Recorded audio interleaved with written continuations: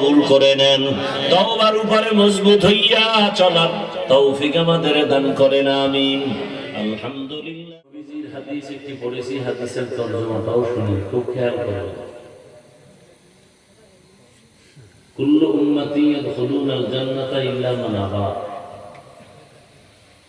নবীজি বলেন সব উম্মত জান্নাতে যাবে, সব, ইল্লা কিন্তু মান আবা, যারা আমি মুহাম্মদকে অস্বীকার করে, মানে না, তারা জান্নাতে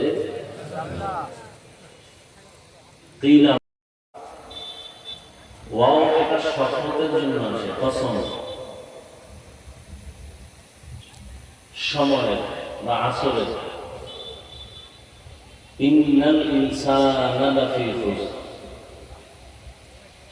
নিশ্চিত পৃথিবীর সব মানুষগুলো জাহান্নামে যাবে। ক্ষতিগ্রস্ত মানে জাহান্নাম। কিন্তু ইল্লা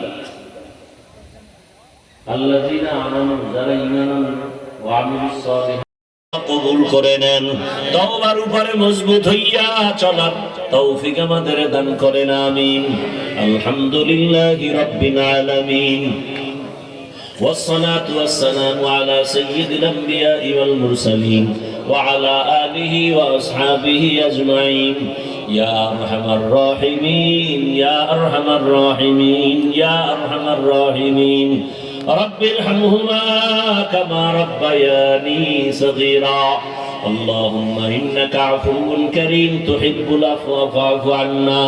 اللهم إنا نسألك رضاك والجنة